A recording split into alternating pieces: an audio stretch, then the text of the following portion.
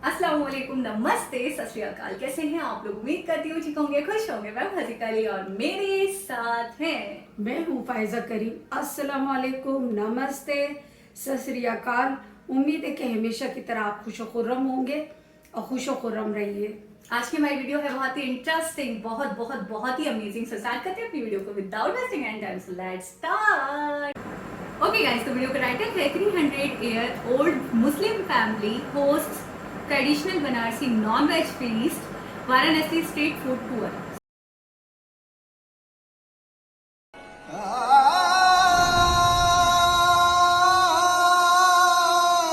तुमने खेले होंगे खिलौने, पर रेशम के रंगीन धागों पे हुआ हूं मैं जवान। ये फन मेरे पुरखों की विरासत है, हुनर ए बनारसी साड़ी ही है मेरे पुश्तों की पहचान।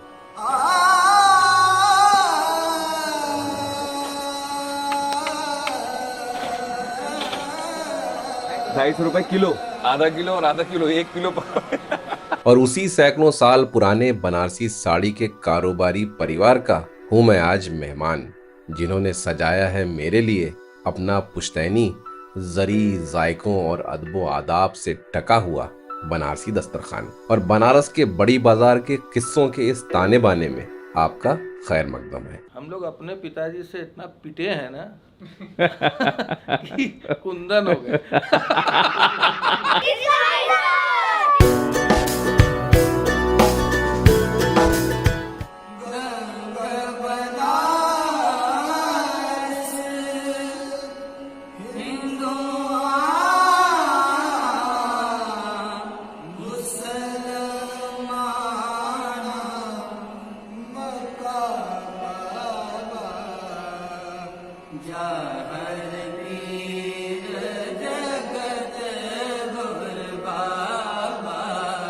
सुबह सुबह चांदी से ठंडे बनारस की जरी पे सूरज ने जैसे ही सुनहरी परत चढ़ाई, मैं अपने टोटो में सवार हो चुका था।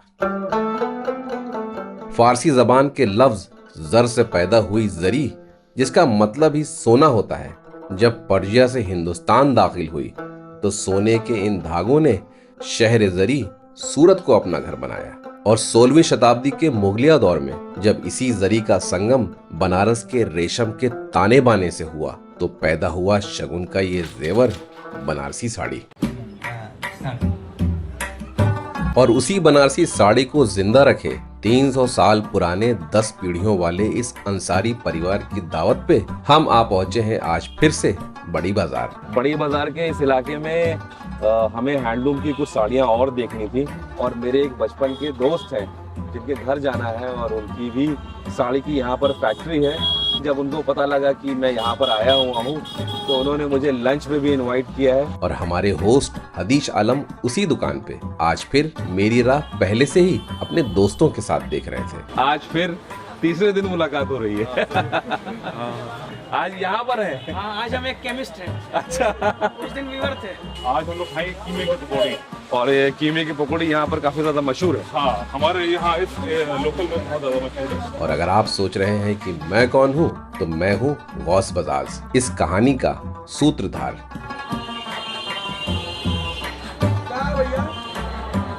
जैसे जैसे हम इन चौकोर ब्लॉक्स वाली गली में समाते, कैमरा देख लोगों की भीड़ हमसे जुड़ जाती और हमारी पूरी टोली को कमालपुरा की इस बलखाती हुई गली ने निगलते हुए ला पहुंचाया मेरी पहली मंजिल पे, जहां 70 सालों से नाश्ते में परोसी जाती है ये कीमे की पकौड़ियाँ।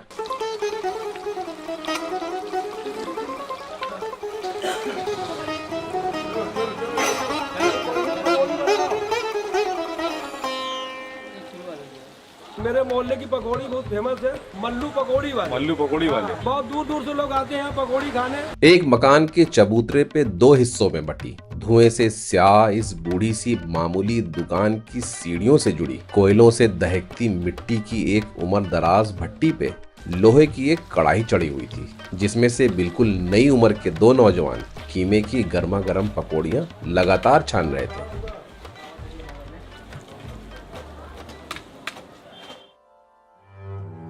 बच्चे बेचारे, अभी इसके पापा का इंतकाल हो गया था, दोनों बच्चे मिल के दुकान चला रहे हैं। अच्छा अच्छा अच्छा। ये भी बच्चे यतीम हो गए, इसके पापा जाल देते हैं। जैसे ही बाप का साया उठा, जिम्मेदारी ने इन्हें जवान कर दिया, जिसमें कढ़ाई के सामने की जिम्मेदारी बड़े भाई की थी। और तुम्हारा नाम क्या है? जिसने सारी तैयारियों के भगोनों से खुद को घेर रखा था, जिसमें से एक भगोने में सादे बेसन का लटपटा घोल था, तो दूसरे में खुशबूदार मसालों में प्याज, अदरक, लहसुन और धनिये की पत्तियों से सना हुआ गोश्त का कूटा हुआ कीमा था।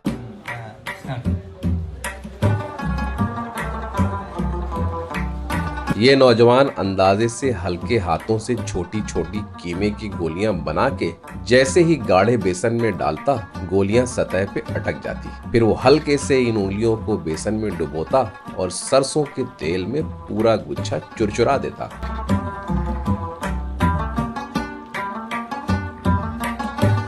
और इनकी ऊपरी परत जैसे ही रंगत पकड़ना शुरू करती, वो इन पकौड़ियों को स्टील की इस बड़ी सी सीने में छान देता। अच्छा, पहले इसको हाफ डन करते हैं, फिर हाफ डन करके इसको फोल्ड लेते हैं थोड़ा सा। पकौड़ियाँ छानते ही छोटे भाई की जिम्मेदारी शुरू हो जाती। वो फौरन इन अंगारे नुमा पकौड़ियों को लोहे के बटकरे से फोड़ फोड़ कर कढ़ाई में खरा करने के लिए वापस डाल देता। दोबारा राउंड 2, ताकि कीमे के रेशे अंदर तक पक जाएं। और खस्ता सुनहरी पकौड़ियों के तैयार होते ही वजन के हिसाब से तराजू में सवार कर छोटी छोटी स्टील की प्लेटों में उतार दी जाती। क्या रेट किस हिसाब से मिल रही है? 250 रुपए किलो। दुकान के आगे कोई बोर्ड नहीं है, लेकिन नाम इतना ज्यादा है कि यहाँ पूरे इलाके में हर कोई इस दुकान को जानता है। अब देखते हैं इनका जायका कैसा है। और हमारी गर्मा गर्म आधा किलो पकौड़ियों के तैयार होते ही उन्होंने हरी मिर्च की शोरबेदार चटनी के साथ परोस दिया।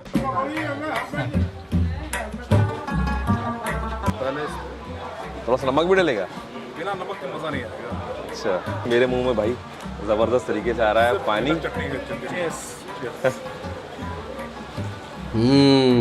वाह वाह वाह। अब एक लगाते हैं, तो थोड़ा तोड़ता हूँ, उठाता हूँ फिर चटनी के साथ। कीमा अंदर तक पका हुआ था। जायका नया होने के साथ साथ इतना बेहतरीन था कि रुका ही नहीं जा रहा था। तो ज्यादा हो गया। आधा किलो और आधा किलो, 1 किलो जो यहाँ के लोग इसे ब्रेकफास्ट की तरह खाते हैं, घर पे रोटियां बन जाती हैं। यानी कि पकौड़ी और रोटियां, हाँ, ये चलन है यहाँ। अरे वाह। तो ये तो ब्रेड के साथ। कैसे खाया जाएगा इसको? पहले आप इसको ऐसे करके, प्रेस कर लीजिए इससे। अरे वाह, सैंडविच जैसा बनाया जाएगा। सॉल्ट डालोगे। थोड़ा सा लगेगी इसमें चटनी। चटनी बहुत जोरदार है भाई। ओहो।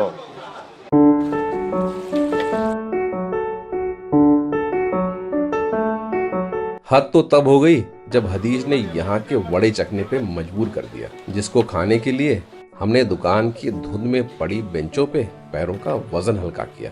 रुई से हल्के इस दाल की पीठी वाले वड़े को मैंने खोला तो भाप फूट सी गई। हो।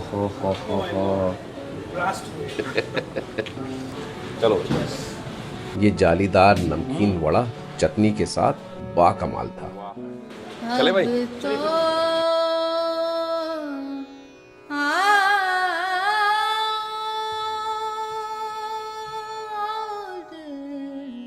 यहाँ से अलविदा लेकर हम बढ़े अपने मेजबान 10 पुश्तों से बनारसी साड़ी की परवरिश करते उस अंसारी परिवार के कुनबे की ओर, जिनकी नस्लें 300 सालों से आज तक कमालपुरा के इसी इलाके में इसी कारोबार से आबाद हैं। तो दायरे से बाहर पसरे नए मकानों में आबाद नए कारखानों से इस इलाके की गलियां इतनी तंग हो चुकी थीं कि रेशम के रंगीन धागों का भपका भी हमसे टकरा के गुजरा। यहाँ बुनकरों का दौर बूढ़ा हो, पावर लूम पे नई नस्लें जवान हो चुकी थी।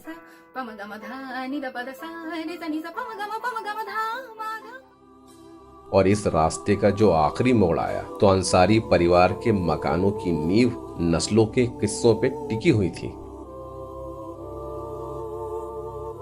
चलिए आइए फिर चले हैं। हदीज के पीछे मैंने इस पहले मकान की चौखट नांगी तो कहानियां रोशन हो उठी। At the stroke of the midnight hour, when the world sleeps India will awake to life and freedom. 1947 के बंटवारे में 8वीं पीढ़ी के 2 भाइयों में से छोटे भाई डॉक्टर हमीदुल्लाह बनारस के हजारों परिवार के साथ जा बसे पाकिस्तान के शहर कराची, और उस इलाके में बनारसी जरी का हुनर इतना आबाद हुआ कि उसका नाम ही पड़ गया बनारस टाउन। और कारीगरों की माइग्रेशन की वजह से 1947 में ही बड़े भाई हाफिज सनाउल्लाह ने बनारसी हुनर को आबाद किया कश्मीर के शहर बारामुल्ला में, जहां कामयाबी के साथ आबाद हुए नवी पीढ़ी के 3 वारिस। और ये घर है उस विरासत के सबसे बड़े भाई, कश्मीर यूनिवर्सिटी से 1968 के इंजीनियर मौलाना मोहम्मद यासीन का, जिनके बड़े बेटे हैं ये कलीम अंसारी। कलीम हमें अपने पीछे आने का इशारा करते हुए मकान के ग्राउंड फ्लोर पे तैयार हो चुकी साड़ियों को दिखाने के लिए वो मुझे इस हॉल में ले आए, जिसके फर्श का हर कोना गद्दों से मुलायम था, जिसे आम जबान में यहाँ गद्दी कहते हैं। ये तैयार साड़ियाँ सिलेक्शन के बाद पॉलिश होने के लिए जाएंगी, जिसमें से एक सफेद साड़ी मैंने भी पसंद की, जिसकी कीमत मात्र 900 रुपए थी। ये घर जो है ये घर यहाँ से निकले तो अंसारी परिवार के दूसरे बेटे अल्ताफुर रहमान के घर पहुंचे। अभी ट्रेडिंग ही है। ट्रेडिंग है। वो ऑनलाइन ट्रेडिंग करता है। अच्छा अच्छा अच्छा। मैं अंदर दाखिल हुआ तो मकान के इस निचले हिस्से में घर के ही कारखानों से बनी साड़ियां पैक हो रही थी। किस रेंज से शुरू हो रही है, किस रेंज तक जा रही है? मिनिमम 700 से स्टार्ट है और 2000 तक। 2000 तक जा रही है। बातों बातों में कॉफी के साथ नाश्ता भी आ गया। बगैर मेहमान नवाजी के बनारस की कोई भी मुलाकात अधूरी है, और यहाँ चाय चाहे जितनी पियो कम है। कॉफी भाई ने बताया कैसे ऑनलाइन रिटेल की भी अलग परेशानियां हैं और काफी फ्रॉड होता है। हम यहाँ से मानो 1500 रुपए की साड़ी भेजते हैं, लेकिन रिटर्न में कुछ न कुछ ऐसा आता है। ये सारा ये सब चीजें आई हैं। ये सब रिटर्न में आया है। अरे भाई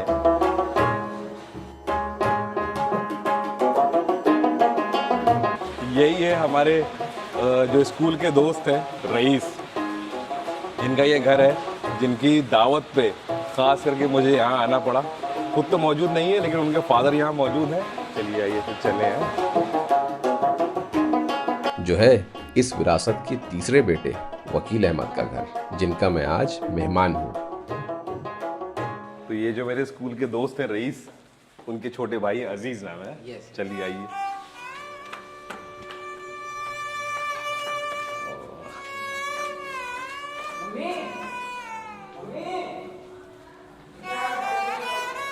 और हम सांवली रोशनी में खड़ी सीढ़ियों से पहली मंजिल पे पहुंचे तो वो स्टोरेज था, और दूसरी मंजिल का दरवाजा जब छत पे लाया तो सामने का सहन गुनगुनी धूप से रोशन था, जिसमें खुलने वाले हर खिड़की और दरवाजे पे मरून रंग का पर्दा था। और उसी पर्दे से आधे ढके हुए इस कमरे में मैं दाखिल हुआ तो लाल रंग की कश्मीरी कालीन ने इस घर के रिश्ते को कश्मीर से अब भी जोड़ा हुआ था। और छोटे अंसारी साहब तबीयत खराब होने की वजह से बिस्तर में ही थे। किस्से कहानियों के सिलसिले पे फौरन दस्तरखान बिछ गया, और एक के बाद एक फल, ड्राई फ्रूट्स और नमकीन की प्लेटें सज गई। उधार के जायकों से आबाद बनारसी दस्तरखान में छेने के रसगुल्ले की जगह बहुत खास है, सो वो भी आ गया। ये मेरा पहला भी एक्सपीरियंस होने जा रहा है। अभी तक नहीं दिया है। अभी चैनल रुका हुआ था। कलकत्ता के छेने को बराबर टक्कर देता ये रसगुल्ला मिठास में मासूम था, लेकिन दर्जे में अव्वल। कालीन के अलावा कश्मीर से जुड़ी एक और चीज से इस घर का रिश्ता पक्का है। कारोबार कश्मीर से जुड़ा हुआ है, इस वजह से अच्छा खासा वक्त लोगों ने वहाँ गुजारा है, और कहीं ना कहीं वो जायका अपने घरों में, अपने दस्तरखान पर लेकर के आए। वही शाम की धूप सा कहवा जाफरान की मदमस्त खुशबू से कश्मीर को इस कप में समेटे हुए था। अंकल ने चेहरा सीधा करते हुए कहा, किसी भी बनारसी परिवार को अगर समझना हो तो उसके मकान की जड़ में समाइए, क्योंकि कामयाबी का बीज यानी कारखाने वहीं बोए जाते हैं। और हम अंधेरी सीढ़ियों से होते हुए उनके इस मकान की फैक्ट्री में दाखिल हुए तो लाइन से सजी पावर लूम्स पे बेहद खूबसूरत साड़ियों में ये मशीनें ताना बाना भर रही थीं।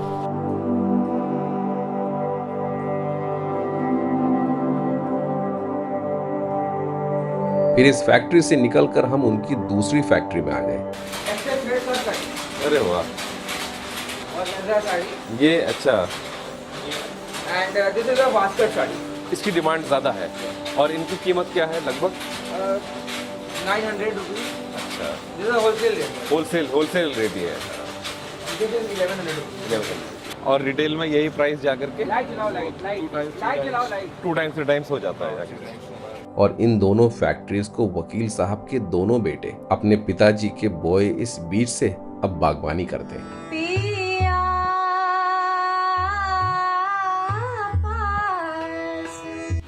Cutting, whole cutting process. Cutting sari कैसे होती है? वो रेशम की कटाई के लिए पहले इस मशीन से गुजरती हैं, जिसमें से ये मशीन साड़ी के निचले हिस्से पे रेशम के धागों को बीच से काट देती है और झालर से लटकते ये धागे जब दूसरी मशीन पे लगते हैं तो वो इन साड़ियों पे उभरे हुए रेशम के हर रोए को मक्खन की तरह तराश देती है।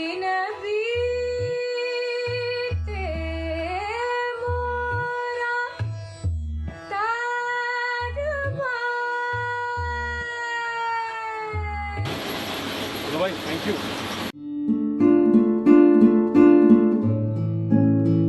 ये देखिए इस चीज को साड़ियों के अंदर कोई डिफेक्ट होता है तो वो इसको जो है उनके लिए होते हैं साड़ी के ये हकीम।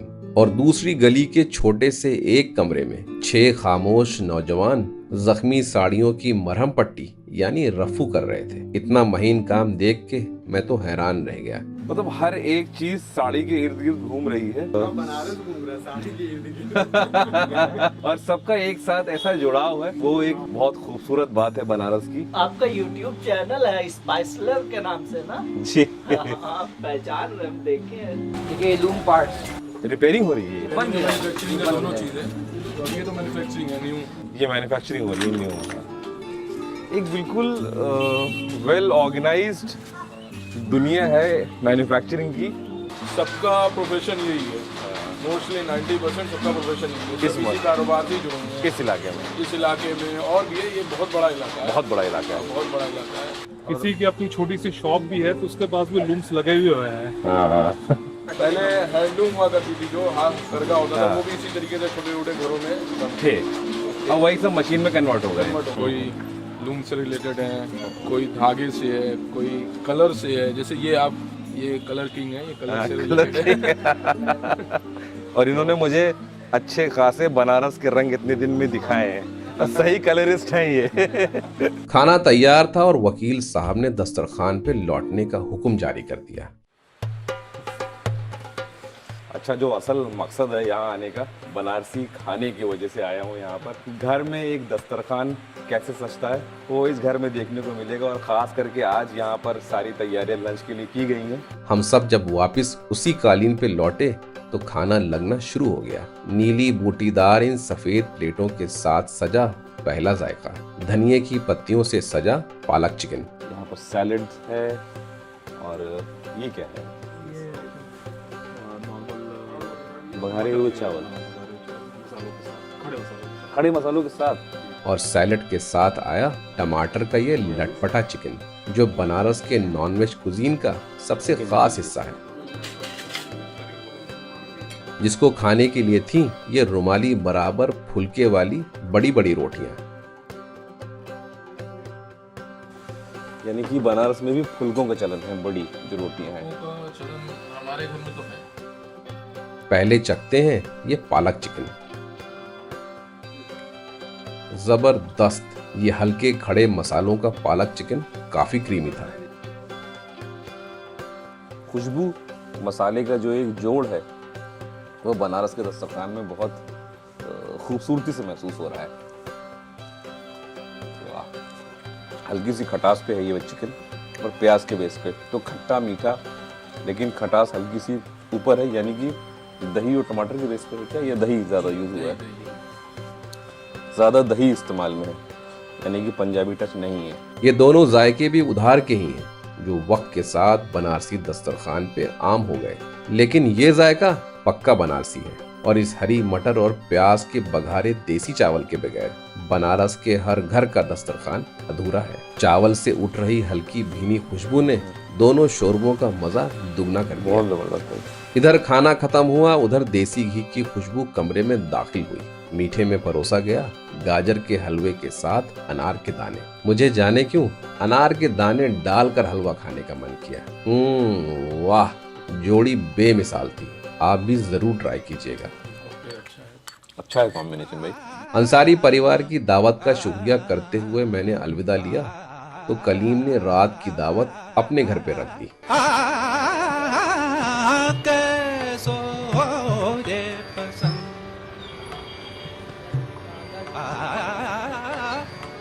और इस इलाके में गाड़ी बुलाई जाने वाली दुपहिया पे बैठकर हम बड़ी बाजार के भीड़ भड़क्के से होते हुए एक पतली सी गली में समा गए। जा रे पलम, जा रे पलम। चलो भाई। एक्सक्लूसिव डिजाइनर्स के लिए साड़ियां बनाने वाले ये जौहरी कलीम के बहनोई भी हैं, वरना ये मुमकिन ही नहीं होता। अरे वाह, खूबसूरत कालीनों से सजी इस गद्दी के मालिक अब्दुल कुद्दूस ने मेरे हाथ में कैमरा देखते ही अंदर कैसे आए वाला चेहरा बनाया। कुद्दूस भाई हमारे दोस्त हैं, उनका फूड ब्लॉगर हैं और काफ़ी फेमस हैं। लेकिन चेहरे पे झिझक की सिलवटें फिर भी पड़ी हुई थी, और बगैर मुस्कुराए पहले प्योर सिल्क के बाने से मिलवाते ही अंदर से ले आए असली जरी, जो प्योर चांदी की थी। असली जरी मैंने पहली बार देखी थी, जो धागे से भी महीन थी। इस पे सोने का पानी चढ़ा हुआ था। इतनी जरी 48 रुपए की। बेफिक्री की दहलीज थोड़ी और पार हुई तो कुद्दूस साहब पहले थोड़ा सा मुस्काए और अंदर से अपनी बनारसी साड़ी का एक खास जेवर लाकर बड़ी नजाकत से उसकी परतें खोली।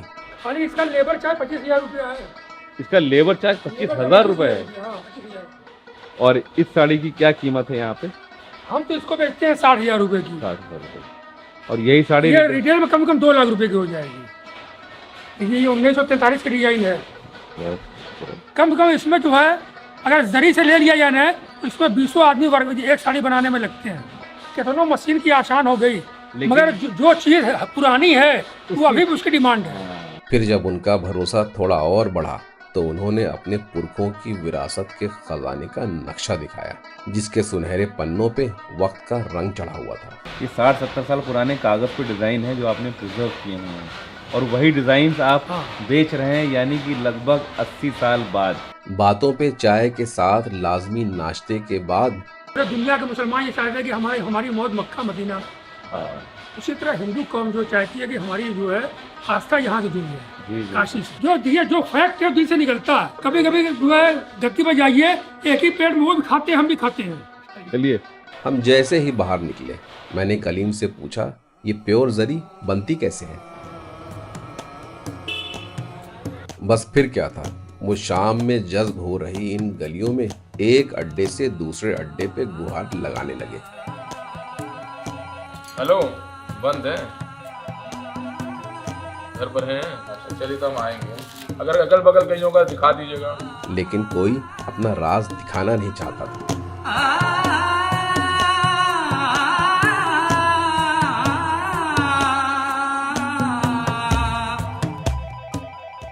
थोड़ा मायूस होकर उन्होंने इस इलाके के सबसे बड़ी जरी के मैन्युफैक्चरर से गुजारिश की तो वो राजी हो गए। रात होने को थी, उस पे इस बेमौसम बारिश में हम अंधेरे से घुप गलियों में समाते हुए आ ठहरे किसी फिल्म के सेट से कम नहीं इस 150 साल पुराने मकान पे। इतना खूबसूरत घर है। इस मकान का हर कोना, चौखट, डेहरी अपने दौर की कहानी सुना रहे थे और सुरमई पत्थरों के सहन से होते हुए हम ठहाकों से रोशन इस कमरे में दाखिल हुए। यही है हमारे चाचा जी, ये जरी आप किंग यही है। अच्छा। तो गणेश जी की तस्वीर के साए में ग्लाइडो जी ने हमें भी उस महफिल की आगोश में समेट लिया।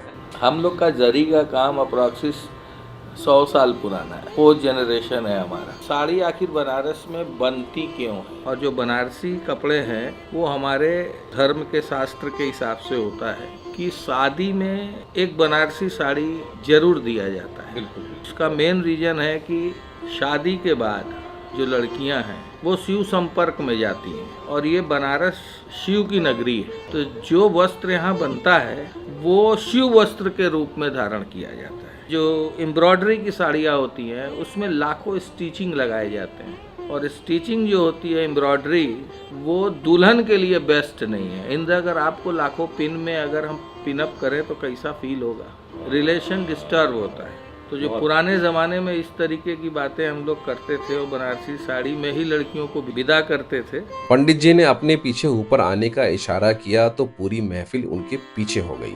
पहली मंजिल पे थी उनकी खुफिया सी फैक्ट्री, जहां प्योर चांदी की पिटाई से तैयार इन महीन जरी पे सोने का पानी चढ़ाया जा रहा था। केमिकल्स की मध्यम महक वाली इस लैब में मैं जरी के बस थोड़ा नजदीक गया था कि ग्लाइडो जी की आवाज गूंजी, ध्यान से, इसमें साइनाइड भी है।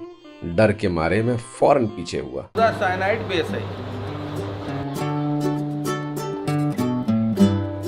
बाहर निकला तो माथे पे मफलर बांधे एक नौजवान सामने से आया। इन्हें मामूली मत समझिएगा। यही है हमारे लड़के। नो। ये IIM अहमदाबाद से MBA करके अभी अभी लौटे ग्लाइडो जी के एक लौते पुत्र हैं, जिन्होंने 1 करोड़ का एनुअल पैकेज छोड़ बाप दादा की इस विरासत को बस हाल ही में संभाला है। पंडित जी की इस विरासत की नींव अब और मजबूत हो गई। हम लोग अपने पिताजी से इतना पिटे हैं ना कि कुंदन हो गए। इस लैब के बगल में ही एक बड़ा सा हॉल था, जिसमें लाखों की बनारसी साड़ियां बिखरी हुई थी। यहाँ के हुनर के कदरदान जरा अलग किस्म के हैं, नवाबों से लेकर राजा रजवाड़े और रियासतदार भी। दादा का है तो पोता पहनेगा, तो 3-4 जनरेशन वो शेरवानी चलनी चाहिए। कपड़ा गल गया, कोई और रीजन से खराब हो गया तो दूसरा मैटर है, अगर लुक वाइज खराब हो जाएगा तो तीसरी जनरेशन में भी कंप्लेन आ सकता है। ये पैटर्न है, इसको किमखाब कहते हैं। किमखाब। तो इतनी ड्यूरेबिलिटी और लास्टिंग उसमें डालनी पड़ती। अब ये 8 साल का पीस है, नहीं बिकेगा तो सौरभ को पहना दे। देखिए ये रियल जरी है, जैसे प्रॉपर्टी एक एसेट है, ज्वेलरी एक एसेट है, वैसे रियल जरी की साड़ी भी एक एसेट है। 10 साल के बाद आज जो साड़ी आप 50,000 की खरीदते हो, 10 साल के बाद फटी साड़ी हम 50,000 की खरीद लेंगे। ये लीजिए 99 टन चांदी आपके सामने। बहुत ज्यादा अच्छा लगा बात करके, थैंक यू। और हमारी टोली बाइकों पे सवार होकर रात की दावत की तरफ आ पहुंची कलीम के घर।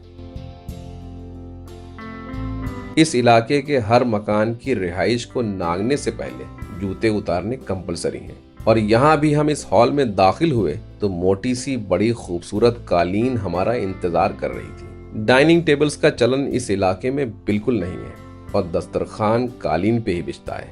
प्लेटें लगते ही कलीम के दोनों बचपन के दोस्त साथ बैठे, और किचन से सबसे पहले आया गर्मा गर्म शामी कबाब। पसंदा है, ये है शामी कबाब और दाल।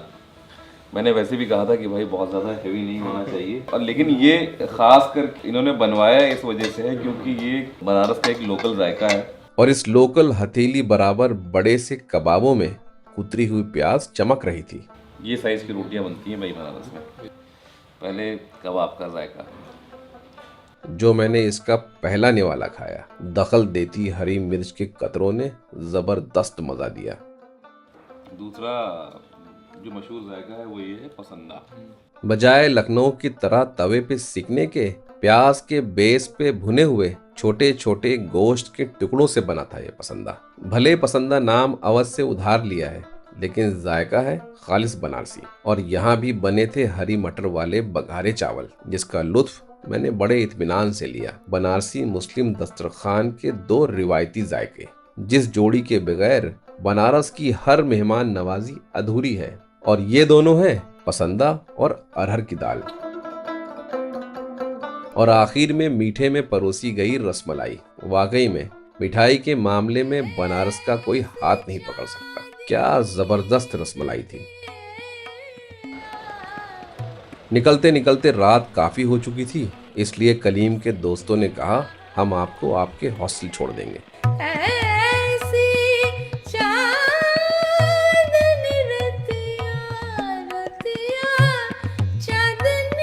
बारिश की फुहार में बनारस बिल्कुल ठंडा हो चुका था और जिस्म को लिहाफ की तलाश थी। लेकिन कल मुलाकात करवाऊंगा उस रिवायती बिहारी जायके से जिसके बगैर बनारस की हर दावत, सैर, छुट्टियां अधूरी हैं। और इस लिट्टी चोखे के बगैर बनारस का मेरा ये सफर भी अधूरा है। मिलते हैं आपसे कल बनारस के जायके के नए एपिसोड में। आँच इतनी तेज हो रही है कि बिल्कुल पास में बैठना भी मुश्किल हो रहा है।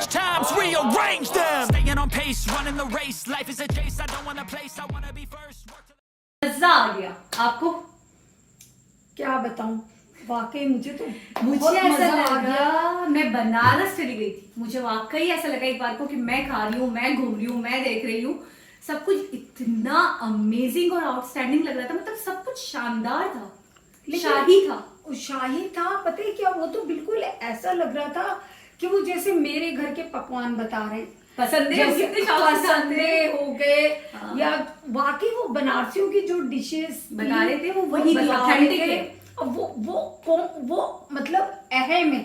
मटर पुलाव आम है। जैसे कोई मेहमान आया तो उसके लिए हमने बनाया। नॉर्मली भी हम घरों में मटर पुलाव जैसे हम चावल बनाते हैं, भगरा चावल, तो उसमें मटर डालते हैं। हम लोग बघरा चावल हो गया, चने की दाल गोश्त हुआ या बघरा चावल हो गया, उसके साथ या चिकन कढ़ाई हो गई, पसंदे हो गए और कबाब, दाल चावल कबाब, दाल चावल, अरहर की दाल और अरहर मूंग की दाल चावल और कबाब। ये हमारा फेवरेट मेन्यू है, वही खाने का, दोपहर का खाना। इतना मजा आया। अच्छा, जो भी पावर मशीन्स वगैरह दिखाई जा रही थी, जो उन्होंने एक चीज नहीं दिखाई, बनारसी बिरयानी नहीं, बनारसी सवैयां भी नहीं दिखाई। बनारसी होके बनारसियों की दो बहुत फेवरेट बात। अच्छा, लेकिन आप थोड़ी से एक बनारसी बिरयानी, एक बनारसी सवैयां। अच्छा, ये आम दिन थे, ये आम दिनों में चले गए थे ना। हमारे यहाँ ये बनारसी सिवैयां जो है वो ईद की स्पेशलिटी है। हाँ, तो ईद वगैरह पे होता है ना, तो ये मस्त होता, आपको दिख जाती। ये आम दिन थे तो वो आम दिन के हिसाब से लवाजमात थे और चीजें। लेकिन वो जितना भी रखा गया था ना, वो बिल्कुल वैसी दावत थी जैसे कि हम लोग करते हैं, बिल्कुल। अच्छा, वो जो कालीन बिछा हुआ है, वाकई सही कह रहे, 100% सही बात है ये कि डाइनिंग का सिस्टम बिल्कुल भी नहीं है। और हम पसंद नहीं करते कि डाइनिंग हो और ऐसा जमीन में बैठकर कालीन बिछाकर उसके ऊपर फिर दस्तरखान लगना और फिर सारे फैमिली मेंबर्स बैठते हैं और फिर गपशप हो रही होती है और खाना खाया जा रहा होता है। तो वो वाला तर्ज बिल्कुल मुझे सेम टू सेम लगा अपने घर वाला। अच्छा, औरंगी टाउन का जिक्र भी कर दिया, जाहिर है हम औरंगी में ही रहते हैं और बनारस टाउन जो है वही तो हमारा गढ़ है। 5 मिनट्स की दूरी पे भी नहीं होगा बनारस टाउन हमारे से। अरे वो हमारा गढ़ है ना, हमारा तो वहीं पे तो रहते हैं। और सबसे ज्यादा ये बात है कि जो बनारसी साड़ियों का रंगाई, खराई, उसकी बनाई, उसकी बिनाई, एम्ब्रॉयडरी, लूम, खड्डी, वो सब दिखा रहे थे। तो वो ऐसा लग रहा था ये हमारा ही माहौल दिखा रहे हैं। अच्छा, मुझे कतराई की, वो जो कटिंग होती है, कतराई कहते हैं हम उसे रफली। तो हाँ, कतराई मैंने देखा था कि लोग करते हैं, लेडीज करती हैं। असल में मशीन नहीं, असल में जो माल आता है ना, तो हम लोग कतराई के लिए देते हैं। तो जो लेडीज होती हैं तो वो कतराई करती है कैंची से, वो उसके ऊपर लगा के अड्डे पे उसकी कतराई करती है। और कतराई की मशीन भी होती है, दोनों चीजें हैं। मशीन भी होती है तो मशीन पे भी होती है और इस तरह से कैंची से भी कटिंग होती है। उसकी क्लिपर हो गया, कैंची हो गई, तो उससे बाजू का कट लग जाता है। रफू जरूरी है, रफू इसकी बड़ी महारत से होती है। कपड़ा इतना नाजुक होता है, जो भी शेफून वगैरह हो गया कतान हो गई, कहीं भी कट लग गया ना उसका, तो उसको इस तरह रफू करते हैं कि वाकई वो पता नहीं चलता कि यहाँ पे कट लग गया। बिल्कुल। अच्छा, वो जो अंकल एक साड़ी दिखा रहे थे 2 लाख की जो थी, जिसके अंदर वो कह रहे हैं कि जो जरी है बिल्कुल रियल ओरिजिनल जरी यूज हुई है जी जी, और वो बहुत कम लोगों के पास होती है, बड़ी बेशकीमती है जी, जिसपे सोने का पानी भी चढ़ा, और फिर बाद में उन्होंने बकायदा पिक्चराइज करके भी हमें असली दिखाया जरी बता रहे थे हाँ, वो। कैसे बन रही है, बहुत कैसे कम लोगों बन के रही है, पास बहुत होती है। अच्छा, कम मुझे लोगों। लगता है हमारे यहाँ तो नहीं है इतना, मतलब हमारी जो साड़ी है वो इतनी एक्सपेंसिव तो नहीं है। नहीं, हम मतलब जो रोजमर्रा के जो हमारे हाँ। जैसे कस्टमर आते हैं, 900 हजार 2000 शॉप पे आते हैं, अब जो 50-50 हजार वाली 1-1 लाख वाली 2 लाख साड़ी की होती है, और साड़ियाँ, ड्रेस और साड़ियाँ 2.5-3 लाख का भी है, 10 लाख के भी जी। तो उसी तरह का उसमें तार इस्तेमाल होता है। अच्छा, ये 2 लाख यानी कि हमारे 5 लाख धागा, जी, हमारे 5 लाख रख लें इस साड़ी के, हाँ, डबल से भी ज्यादा ही है ना, करेंसी के हिसाब से बात कर रही हूँ। और जिस तरह नॉर्मल साड़ियाँ, जैसे उन्होंने कीमे के पकोड़े बताए, वाह, बनारसी हम लोग भी ऐसे रमजान वगैरह में बनाते हैं, तो वो जो कीमे के पकोड़े बता रहे थे तो 250 रुपए के कितने थे वो? 1 किलो 250 रुपए किलो, आधा किलो नहीं 250 रुपए किलो थे, 250 रुपए 2 जगह लिए थे ना, तो 1 किलो हो गए ना, आधा तो किलो। वो, और यहाँ पे होता तो वो जाहिर है कि 700-800 से कम नहीं होता किलो। अच्छा, मिलते ही बहुत शाज़ो नादिर कहते हैं, नहीं, यहाँ तो बनते ही नहीं है ना, यहाँ तो हम लोग घरों में अगर बन जाए तो बन जाए, ऐसे शॉप पे नहीं है। अंसारी फैमिलीज होती हैं तो वो अपने घरों में बनाती हैं रमजान में, तो कीमे की पकौड़ी, हम लोग कहते हैं कीमे की पकौड़ी बना ली उसको, पकौड़ों को, तो वो हो गया। अच्छा, मैं एक चीज के बारे में बात करूंगी कि बचपन से जब भी स्कूल लाइफ में भी थी ना, तो अपनी फ्रेंड्स को बताती थी, एक डिश थी पसंद है, कि आज हमारे घर में पसंदे बने, और आज उसको बड़ा खसखस डालकर और उसके अंदर क्या मॉम बहुत सारे मसाला जार उसमें खसखस डाल के, कच्चा पपीता लगा के, और फिर उसको थोड़ी देर रख देना नमक में, और उसमें लहसुन अदरक वगैरह का पेस्ट डाल के पपीते में और अदरक में लगा के रख देना, बाद में उसको वो, तो वो अक्सर ये वाहिद डिश है जो मुझे हमेशा याद रहेगी और मेरी फेवरेट भी है। लेकिन मैं हैरान होती थी, अब जो मेरी दूसरी फ्रेंड्स वगैरह होती थी ना, वो सब तो अंसारी की नहीं, अब ये अंसारी की स्पेशलिटी है, तो मैं उनको बोलूँ मैं पसंदे बने थे आज लंच में, पसंदे लाई हुई या पसंदे खाए थे, तो उनको समझ नहीं आता था, वो कहते थे पसंदा क्या होता है यार, पसंदा तो कोई डिश नहीं है, तुम अपनी तरफ से कुछ भी कोई ना गुमान वाली, अपनी भागो गुमान वाली डिश बता रही हो, तुमने ख्वाब में दिखा लिया होगा, रियल में ये नहीं एग्जिस्ट करती। तो आज मुझे इस बात का भी जवाब मिल गया, मुझे लगता था शायद हमें नाम से ही नहीं पता, इसका ऑथेंटिक नाम पसंदा नहीं है, पसंदे, क्योंकि नाम और चीज में बड़ा फर्क है ना। नहीं पसंदे, हाँ। तो आज मुझे इस बात का जवाब मिला कि ये पसंदा ही है, और हम इसको सही प्रोनाउंस करते हो या सही इसका नाम देते हैं, ऐसा नहीं है कि कुछ मसला मसाइल हो गया था हमसे इसको बोलने में। और चावल तो लाजमी है, जब चावल बनाते हैं ना तो जरूर उसमें बगरे चावल में ना हम मटर डाल देते बिल्कुल, समझे। अच्छा जी, गौस साहब जो है, मैंने एक चीज देखी है, इनका बोलने का स्टाइल कितना अच्छा है, कितना अट्रैक्ट करता है, कितना प्योर है, जिस तरीके से बातें करते हैं, जो कलमात अदा करते हैं, किसी की कोई तारीफ कर रहे हैं, माशाल्लाह से बोलने का स्टाइल बहुत पसंद है, मैं मतलब गर्विदा हूँ, गर्विदा। मुझे उनका अंदाज भी बहुत अच्छा लगा, जहाँ पे उन्होंने अपना एक सीक्रेट बताया कि जरी कैसे बनती है। जरी मतलब वो बता रहे कि हम काफी देर सबसे बड़े मैन्युफैक्चरर, हाँ मतलब जाते रहे, लेकिन लोगों ने नहीं बताया जरी का, लेकिन उन्होंने बहुत ज्यादा बताया भी, और बहुत अच्छे उनका बर्ताव बहुत अच्छा। मेरे फादर, क्योंकि वो बनारसी है, इन सबको जानते होंगे।